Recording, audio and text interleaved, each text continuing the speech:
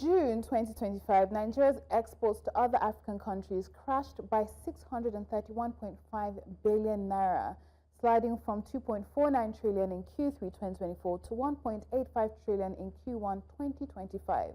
This equates to a drop from roughly 12 to 13% of total exports to just 9%.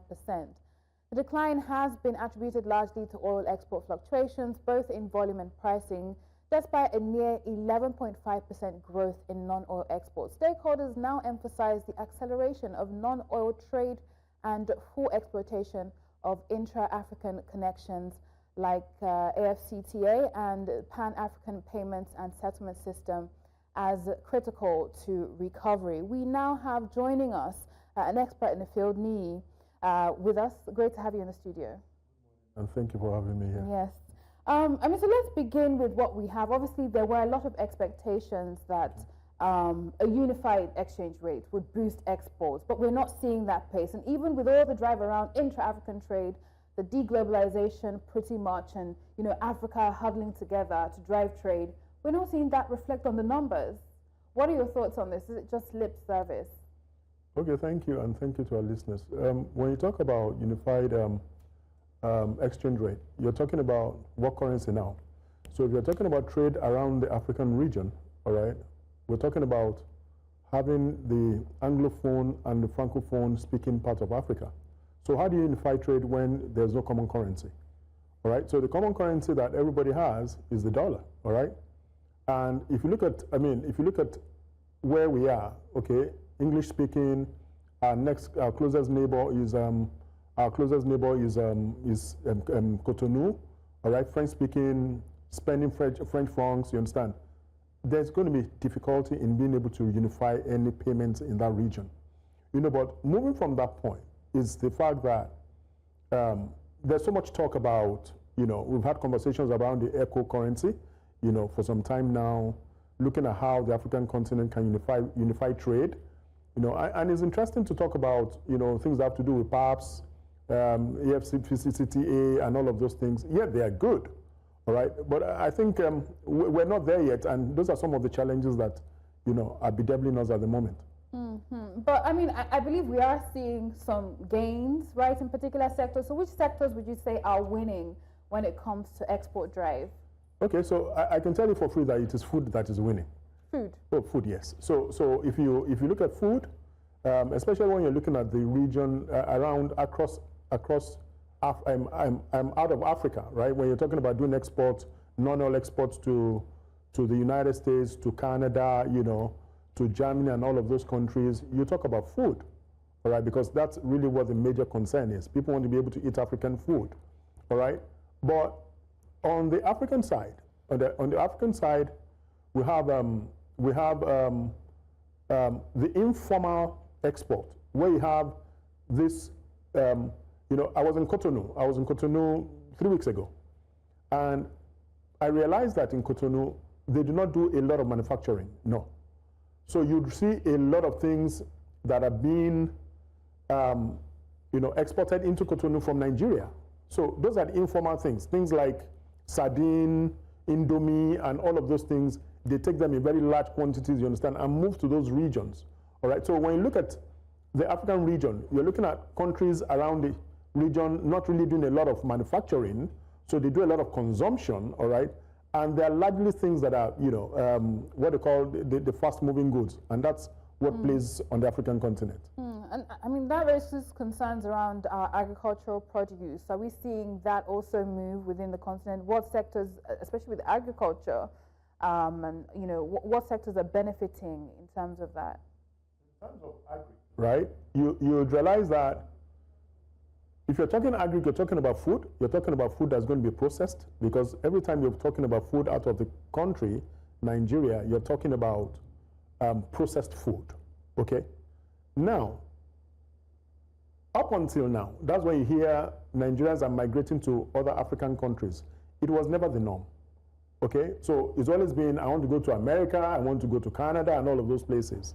So food, agro-produce, yes, increases, but unfortunately, right, we do not even have enough food for local consumption. All right, that's the unfortunate reality. So you'd realize that food is expensive, or why is food expensive? There's not enough. I mean, I train how to do export business, and I see people come and tell me, oh, there's not enough food to eat in the country. Why are you exporting? And I tell people, I say, look, no, there are also Nigerians who are abroad who want to eat African food. I mean, I don't want to even talk about my story in the US when every time in the house, I'll look at the shelf and I see the gari going down, and I want to drink gari. So I'm in between, should I drink as much as I should drink, or drink a little so that it doesn't finish? So right. And that's what food does to you. So that's really critical.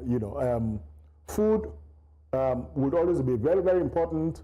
We wish that we can do more in terms of agri-produce. Insecurity is not helping any issue, right? The people that are supposed to be growers of food, who are supposed to, do more in terms of agriculture, you understand, are not getting it really easy these days, you understand. And those are some of the challenges that, bedevil us with the area of food production. Right, food insecurity. We know that the president did declare a state of, emergency on that when it comes to food insecurity in Nigeria. And like you have highlighted, how can we export when we haven't, met our own needs? So aside dealing with the issue of insecurity, are there other key, integral things that need to be in place so that, yes, we can meet our own needs and then with the surplus, export to others? Well, many years ago, there was something that was called Operation Feed the Nation, all right? So for us to be able to become self-sufficient when it comes to food, the government must declare what I call a state of emergency on agriculture. And I've said this several times because I'd written a blueprint at some point called Microcredit for Mechanized Agricultural Program, called MIMAP. And the whole idea was for us to be able to be self-sufficient when it comes to food. A government that is serious about agriculture must make sure that if you're talking about food equipment, tractors, mowers, and all of those things, they should be on zero tariff. They should be zero tariff, you understand? Government makes money from other sources, right? If you want food to be sufficient, zero tariff.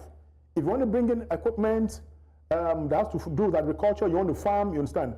You do not pay a single tariff at the borders. Then people start to see the opportunities there, which means that, in this age and time, you hear people talk about, or not talk about, people are doing, all right? They're growing all manner of stuff in their backyards now, in sacks, right? So tell everybody, oh, now you can farm, all right? So people are getting to understand the need to be self-sufficient when it comes to food. It is the primary thing. So any government that is serious about food issues must make sure that all the value chain that has to relate to food, production, agriculture, processing, and all that are encouraged, and that is the way to go. Interesting, and hopefully we do see that. But we know that MSMEs as well, they, considering their contribution to GDP and our economy, it's also considered that they can also contribute significantly to, this export drive that we're witnessing in the country. So right now, what is their participation, when it comes to exports and regional and global trade, and what more needs to be done aside from reduction in tariffs, right, on imports? What more needs to be done to boost their participation in this regional and global trade? So one of the things that is very important is training, okay? And quite a number of people are getting interested in getting trained. The unfortunate reality is that, so I had a conversation with a couple of banks on how we should assist, MSMEs to be able to come to learn food processing, okay?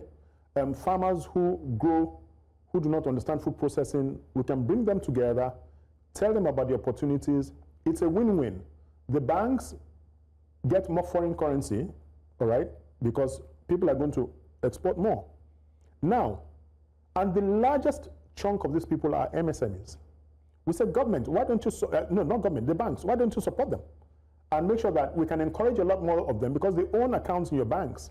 Let's bring them together, talk to them about export, all right, about how to process the food that they grow, all right, even if they don't grow, they can actually buy from the, what they call it, farmers markets and all of that, process and export. When they export, the bank also gets foreign currency. Unfortunately, one or two of the banks that I spoke with are more interested in looking for exporters that want to do what I call formal export. So they want to fund transactions of 100 million, 200 million. And I say, no, that's not the way the majority of the market is. That is the reason why the banks are not able to help SMEs. The banks are providing monies for those who already have money. All right? If the banks want to do what they need to do right, they must focus on the developmental economy. All right? And those are the, those are the, what they call it, MSMEs, right? And then the largest, what they call it, threshold of the economy. Right, so I mean, that's the informal MSMEs basically. But there have been calls to have some level of formalization, because for the banks to take this on their books, it's a high level of risk, right? And not much to back the risk. So how do you balance that, right? MSMEs, yes, you're informal, but help the banks help you, right? And to some level, your books in order, some level of consistency. What more can MSMEs do to position themselves to benefit from these banks and scale? Okay, so the banks must be serious. The banks can't do it alone. I mean, I've said that over and over again. I'm an ex-bank actually, all right? And I've done risk asset management over the years, right?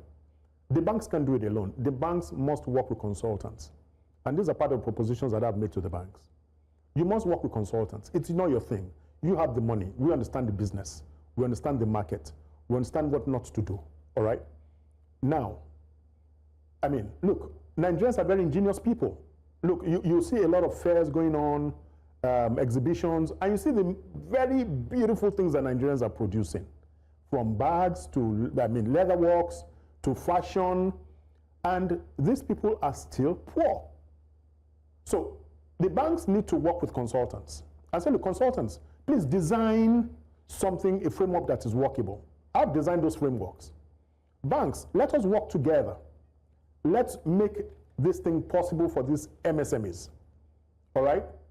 Unfortunately, all right, because the banks, the MSMEs, despite the harsh economy, are striving, all right? They make sure that, they keep some of their books. They may not get it perfect.